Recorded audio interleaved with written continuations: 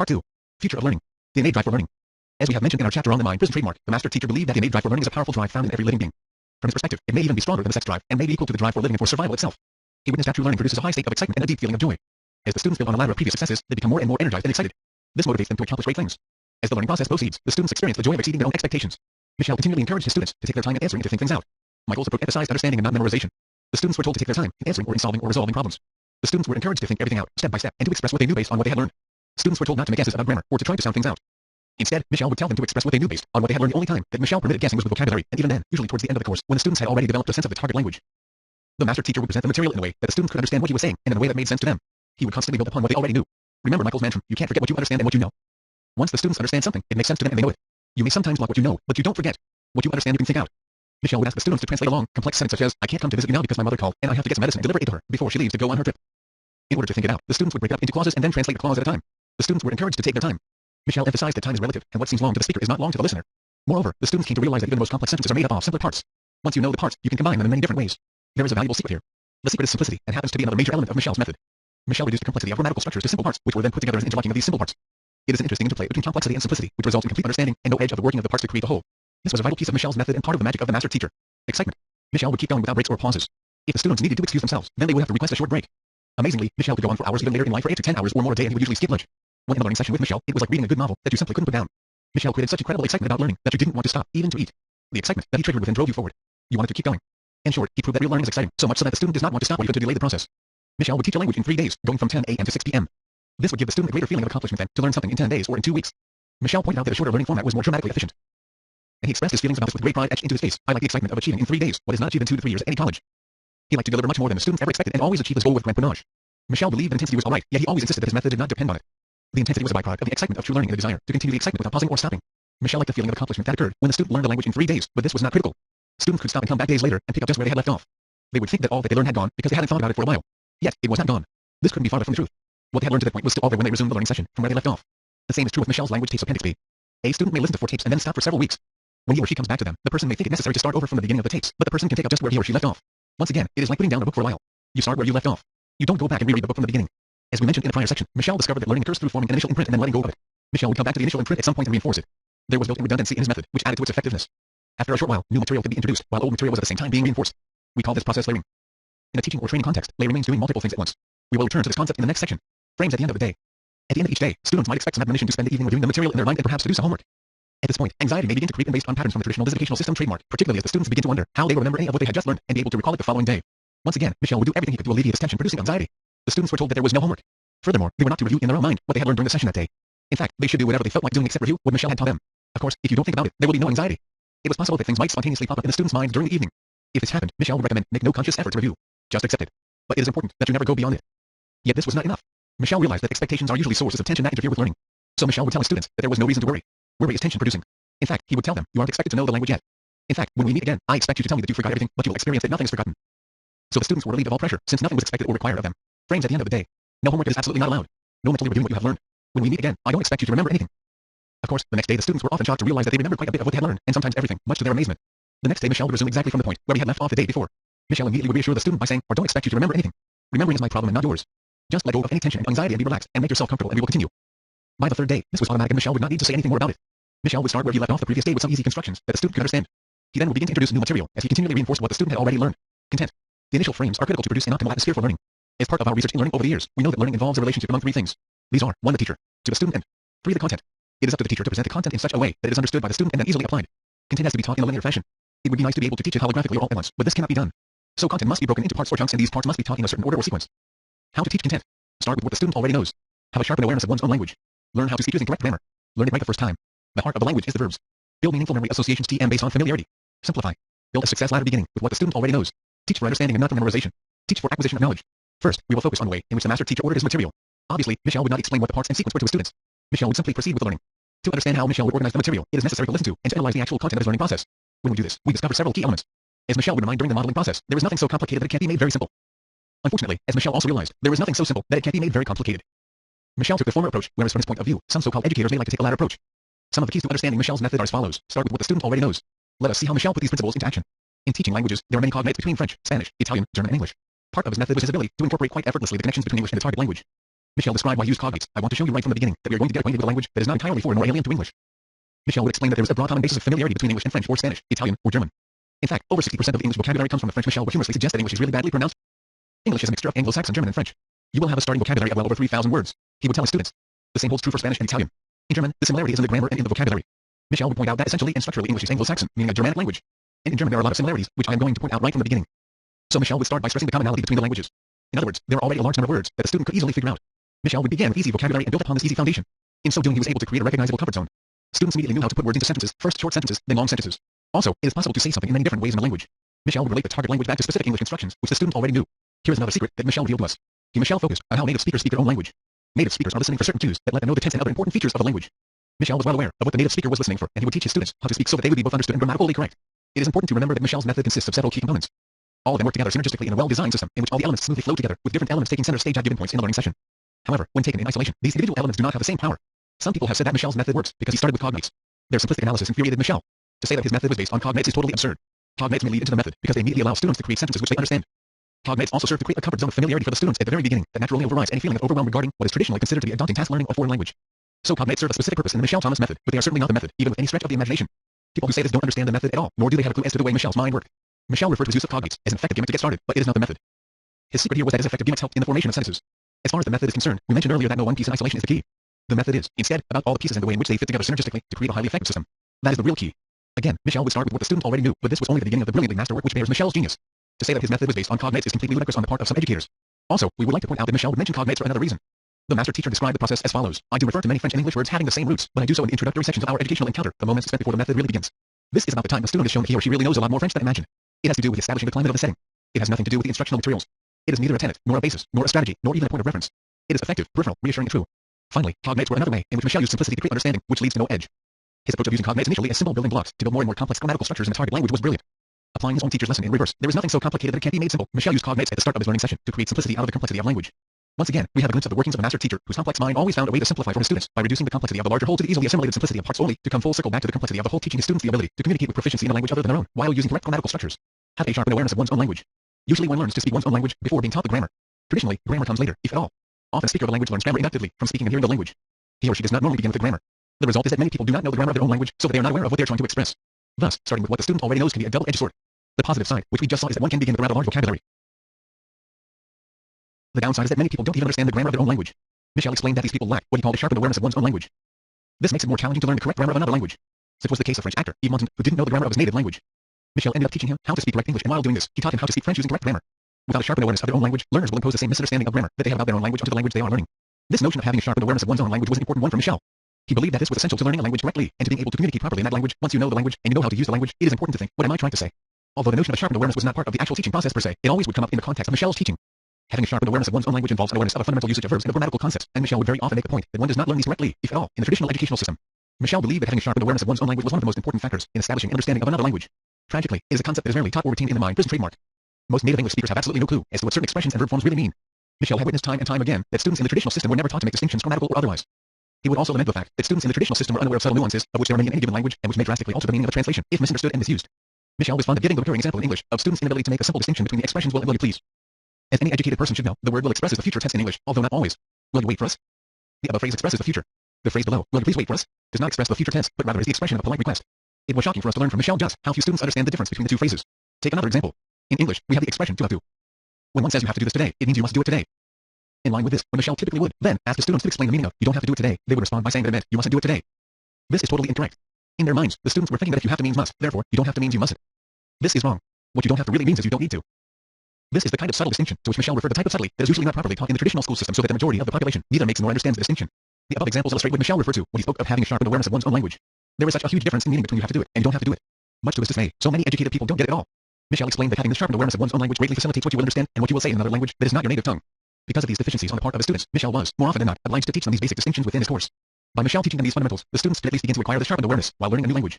Otherwise, students would transfer the same mistakes and misconceptions to the target language.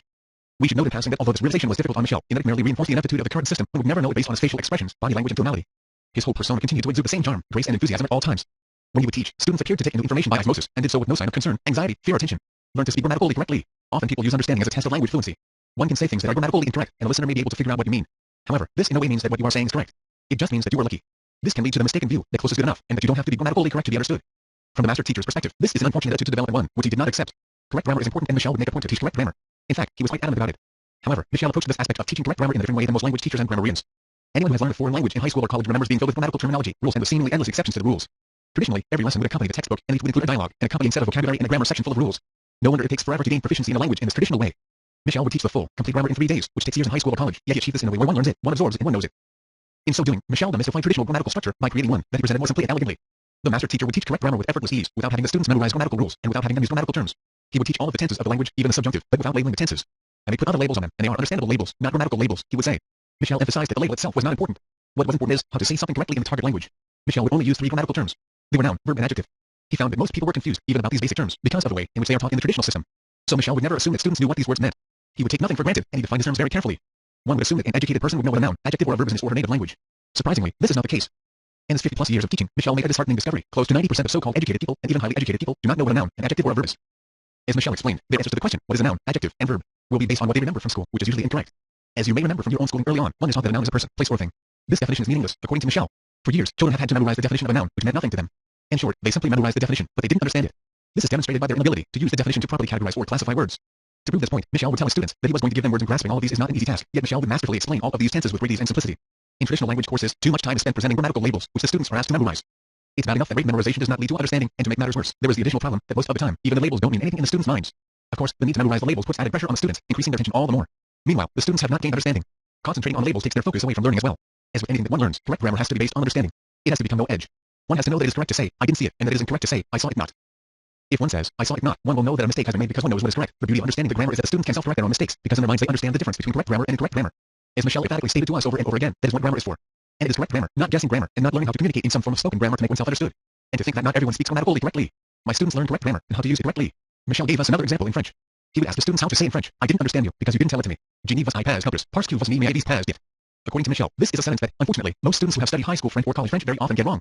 Even people who have been living in France for years, who one would assume will be fluent in French, will get it wrong. It is correct to say, je n'y vas pas helpers, and vous n'y m'avez pas dit. According to Michelle, most people will say incorrectly, je n'y vas pas and vous n'y m'avez pas. If you say this, most French people will understand you. The speaker thinks, okay, they understand me. I can make myself understood. What is the problem? The problem is that once students start making these mistakes, and once they accept speaking in a way that is grammatically incorrect, it becomes very difficult to correct. It is important to learn it right from the start, and to insist on correct grammar. Michelle said that at times students may even start carrying the mistakes over into English, and he actually witnessed this. For example, they will start saying, I understood not. It becomes set in their minds. Moreover, as Michelle pointed out, it is very difficult to unteach. Indeed. Michelle was proud to say that he always taught correct grammar. In 3 days, students learned to speak correctly using 20 to 22 tenses, which gave them the ability to understand literature and to read magazines. As Michelle explained, if you don't have a good understanding of grammar, you will not be able to read. You will read children's books, maybe. Several times over the years, Michelle had offered the following powerful challenge to language departments. In 3 days, I achieved in teaching what it takes years to learn in high school or college. Ask any language department how long it would take just to cover, not to achieve, but to cover what I spell out. This does not mean that one will know it, but that one will have gone through all the textbooks and courses. If you ask any language department how long it would take to cover, not to learn, but to cover what I spell out, they will gladly tell you that it will take 2 to 3 years. What I do in 3 days is more than they achieve in 2 to 3 years. Because in my course I don't just cover it. My students know it. For years I have challenged any language department to prove me wrong. Nobody has taken me up on the challenge. It only takes 3 days to prove it or to disprove it. In all these years, nobody has taken me up on it. No university and no college will accept the challenge. In March 2004, Michelle offered a worldwide challenge in an article about him that appeared in the Financial Times. I publicly challenge any university language department to do this. I will show that I achieve more in 3 days than they cover in 2 to 3 years. They never take me up on this. But it takes only 3 days to call my bluff. They could blow me out of existence. Grammatical rules go back to the Greeks and Romans and even before. People have been teaching grammar the same way for over 2,000 years. Each generation inherits from the previous generation. No one seems to have questioned if this is the best way to teach it. Until Michelle, that is. Michelle simplified grammar by discovering the patterns hidden under the grammar. Let us take a familiar example in English. In learning to conjugate regular verbs in the present tense in English, one is taught to memorize I think, you think, he, she, or it thinks, we think, you think, and they think. There are books with conjugations of 500 verbs that go through this for every verb. This is ridiculous. There are only 2 endings to know. One is the infinitive and the other is the infinitive with an S on the end of it. There are only 2 categories. One is I, you sing, we, the plural, and they think, and the other is he, she, and it thinks. The simple rule for the present tense of regular verbs in English is that for the third person singular, one adds an S to the infinitive, and for everything else, just use the infinitive. If one looks for the patterns in the language instead of mindlessly parroting the grammatical categories, one will often find that there are simple rules. In our terminology we call this looking at the language dialogical Y, as opposed to grammatical Y. Michelle called it simplifying. Discovering these simple, logical patterns makes it easier to teach the language and it also makes it easier to learn the language. The problem with grammatical rules is that they usually seem arbitrary and they don't make sense. This makes them difficult to learn and places an emphasis on mindless rote memorization without understanding. How can you understand and know something that does not make sense? All you can do is mimic back the material without understanding what you are saying. The result is that you are parroting the subject matter rather than learning it. The master teacher discovered generalizations that make sense and he came up with explanations that explain why things are the way that they are.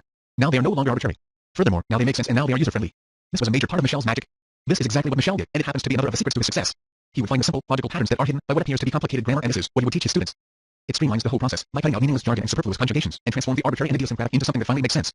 Let us take another example from French where Michelle simplified the grammar by creating a distinction between what he called the long box and the short box. Michelle explained this distinction to us by saying that views and thus are always in the same box, the long box, and that whatever isn't in you, one cut short. In French, all verbs, all forms, all conjugations, I put into boxes. One is a long box. The other is cut short. it becomes the short box. Michelle would explain that nothing else fits into the long box except these two verb forms, use, we, and was, you. For example, with the verb parlor to speak, there are two forms in the long box, use and thus. Use par on we speak, thus par as you speak. Then he would explain the fact that in French, there is only one single exception for use we, which is subs are, nous sommes. We are. Once he laid out his explanation, he then would give examples, nous sommes fatigues. We are tired. Nous sommes occupés. We are busy. The student quickly grasps the use of nous sommes we are. Michelle would then give other examples of that verb, all are to go use Olens. We are going. Bus alleys. You are going. Remember that use and bus forms are found in the long box. Where are you going? Oil alleys bus. Tonight, C.E. Sawyer, where are you going tonight? Who alleys bus C.E. Sawyer. Let us take another I verb, arrive or to arrive. Use and bus are again in the long box. Nous arrivons. We are arriving. Bus arrives. You are arriving. Tonight, C.E. Sawyer, we are arriving tonight. Nous arrivons C.E. Sawyer. Michelle would then ask the student to say, you are arriving tonight. Bus arrives C.E. Sawyer. Again, bus and use go in the long box. Amazingly, in practically no time at all, the student is able to use and to understand these sentences. In the traditional educational system trademark, it often takes months to learn the correct use of these verb forms. Once Michelle explained what is contained in the long box, he would tell the students, everything else you cut short. You cut off the ending. These go into the short box. So, for example, with the verb parlor you cut off the last R, and you pronounce parlor and that applies to I, you, he, she, it, everybody, nobody, who, they, etc. Then, when he would ask the students how to say, for example, everyone speaks English here, they immediately knew how to say it correctly, everybody, tap iman. Here, lay tap iman parlor and lay I say. Michelle reinforced this explanation by reminding them of the rule for his box distinction, the same box, you cut it off, so you don't have to think, oh gee, what is they are arriving. So, my friends are arriving tonight is, M.E.S. arrive and C.E. Sawyer. Michelle jokingly remarked that if one were to teach these verbs the traditional way as tedious memorization, by the time that the students go down the traditional lists of I, you, he, she, it, we, etc., they my friends would have arrived and left already. This is the way to teach grammar, according to Michelle's method. And, he reminded us, the students know how to spell it. Here, once again, he managed to reduce complexity to simple patterns. Moreover, whenever he did this, the students knew how to spell what they were saying.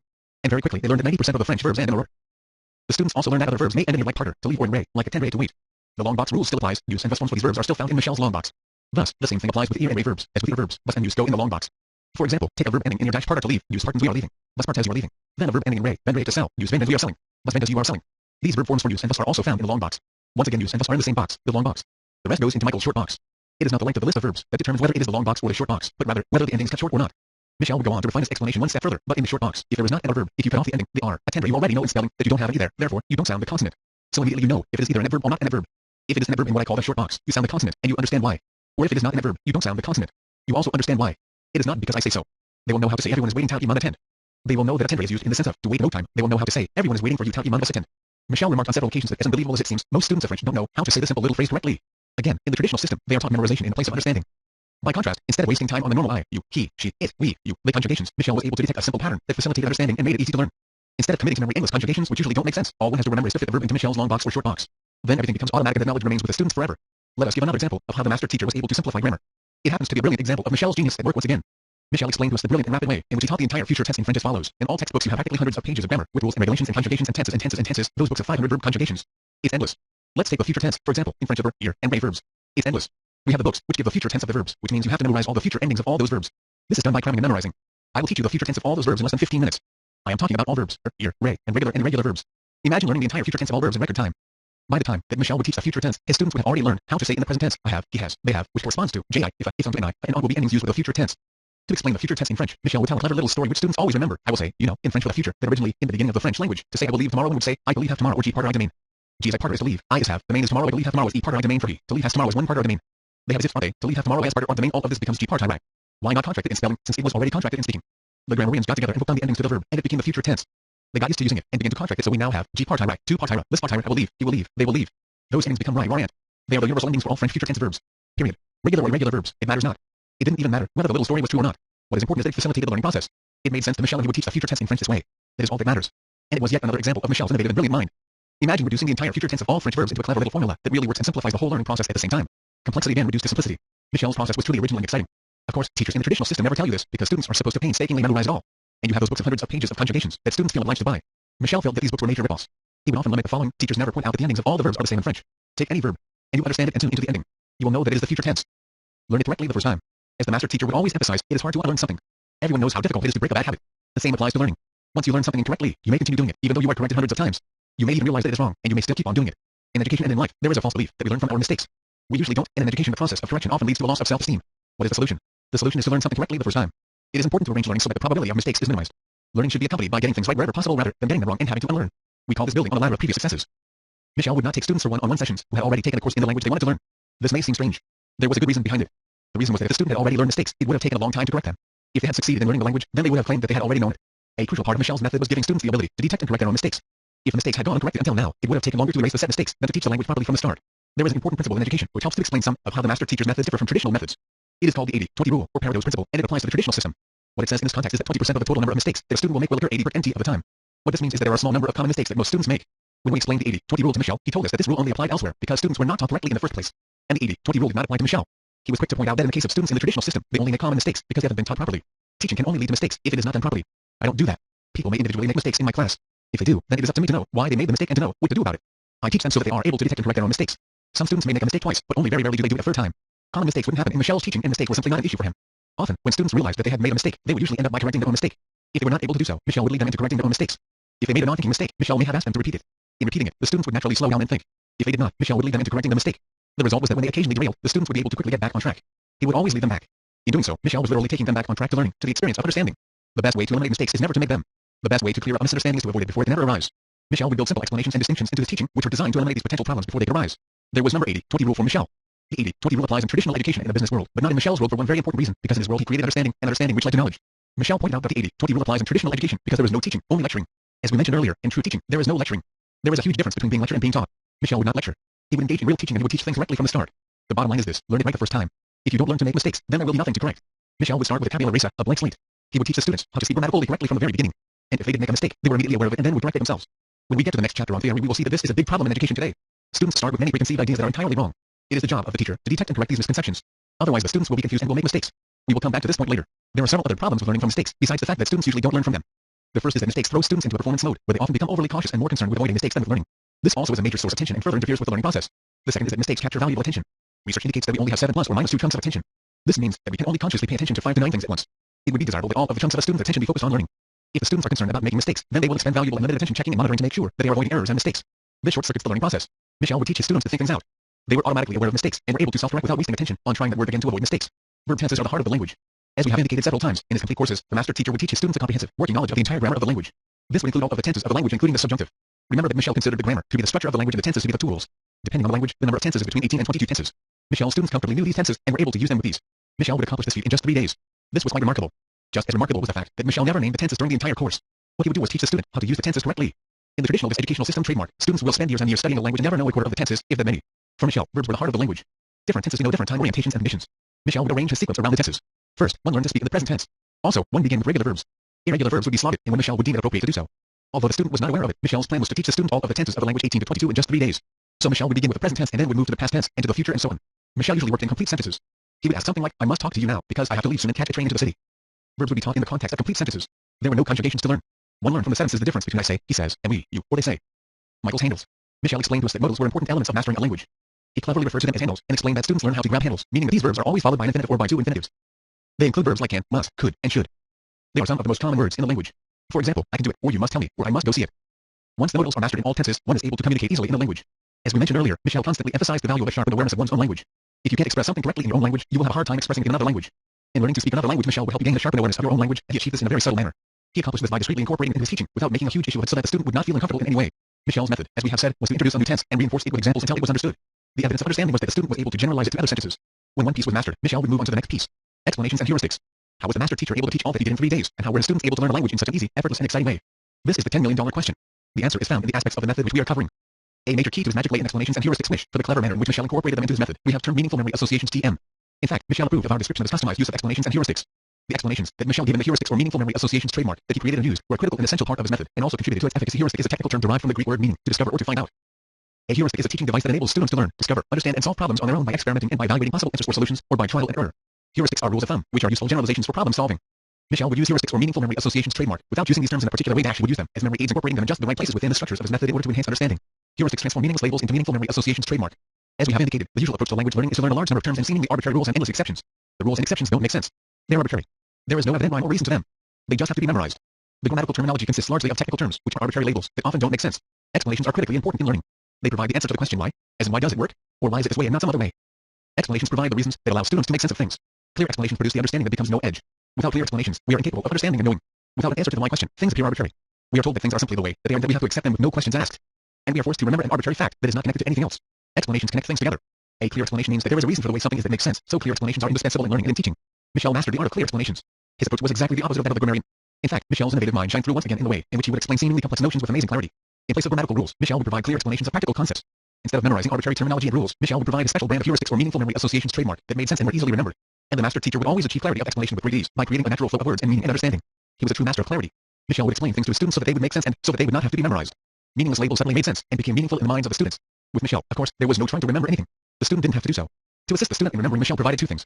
First was an explanation as to why something is the way it is. The explanation may have been historical, or it may have related to a structure with which the student was already familiar. Now it made sense to the student because of the explanation Michelle provided, or because it was simply like this. It simply was that way, as he would say. The student understood it. The explanation was not arbitrary, and it certainly didn't need to be memorized. The student's response would either be, "Oh, that makes sense," or, "Of course, that is just like what I already know." Michelle's ultimate goal with his use of heuristics was to create understanding in the minds of the students. Thus, explanations were a critical aspect of teaching for Michelle. Understanding occurs through proper explanations. Explanation is important for understanding. And understanding is never something that just happens. It is always the result of proper explanations. Explanations often make distinctions. Once the distinction is made, then what seemed confusing suddenly makes sense. Once students understand and know it, then they will be able to correct themselves. If students didn't know something, they would often guess, and Michelle would somehow always immediately detect that they were guessing. Even if the student guessed right, Michelle would respond by saying, "It is right, but you guessed." Of course, at first, students would ask themselves, "How did he know that I was guessing?" And in Michelle's learning session, as we have already mentioned, guessing was wrong. Even if the student guessed correctly, Michelle would not accept correct guessing. It is also very important not to play it by ear because it sounds good. Michelle explained this as follows. Some students may think that they know it, and that it should come out by itself. Whatever comes out by itself, even if it is correct, is still guessing. I don't allow guessing. Going into the woods with Michelle. In addition to his explanations, Michelle's clever use of heuristics, or as we prefer to say, his meaningful memory associations trademark also served as learning aids. These are simple expressions or associations that the student easily remembers. Let us take a simple example. To explain the use of a conditional tense which Michelle never labeled as such, but which involves the helping verb would, Michelle would tell his students that the conditional is a sign that we are going into the woods rules. For example, in a Spanish lesson, Michelle would tell his students to think of going into the woods by the river. What is the feminine form of the Rio Grande? He would ask.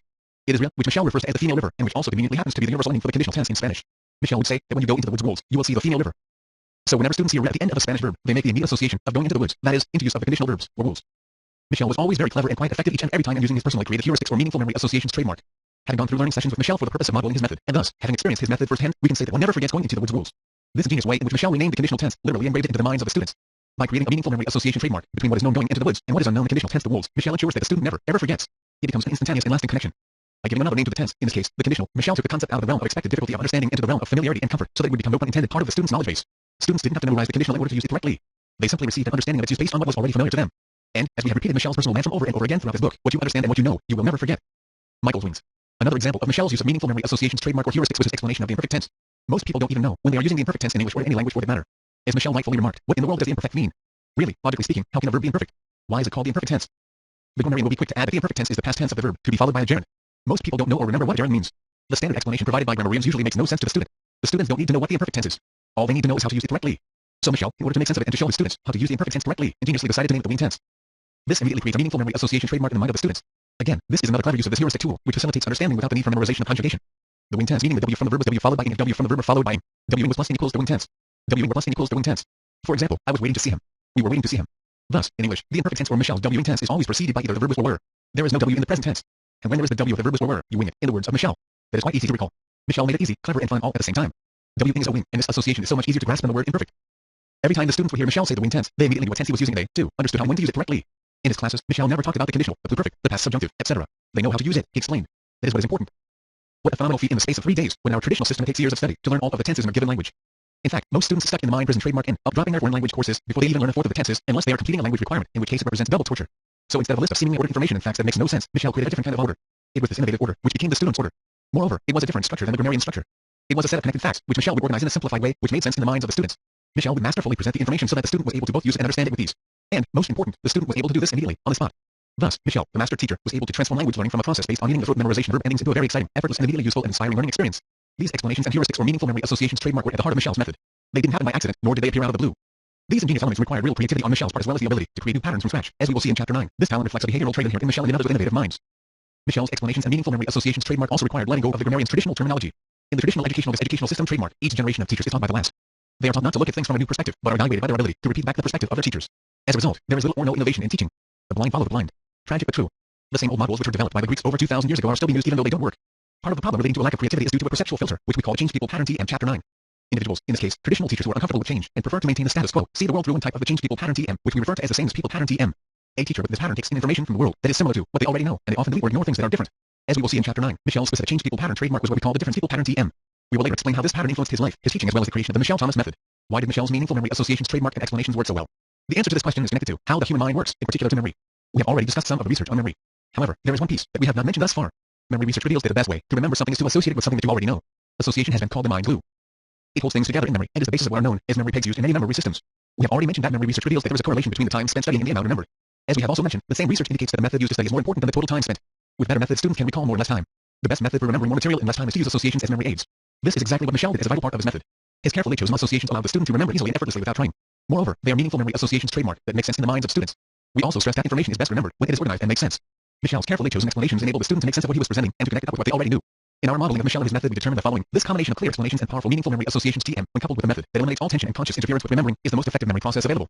Of course, the ability to interconnect all of these elements requires great creativity to craft the right explanations and to find the most memorable and meaningful memory associations trademark. Michel was truly a master at both. The consistently remarkable results that he produced are testimony to this fact. Generalization. A critical aspect of learning a language is the ability to generalize what you have learned. To generalize means to infer or to derive a general law or precept from particular instances. Language has a structure, and this structure is called grammar. It is regular in that it follows rules which have exceptions. And it is simply too time-consuming to explicitly state all of the rules, just as it is too time-consuming to provide explanations for everything. It is also unnecessary when learning a language because a student will be able to generalize from several examples. This is why choosing the right example is so very important. The evidence that a generalization has occurred is that the student will be able to express new content that fits the generalization correctly. The students are usually not even aware that they are generalizing. They just reason that if one thing is this way and another thing is also this way, then it follows that this must also be this way.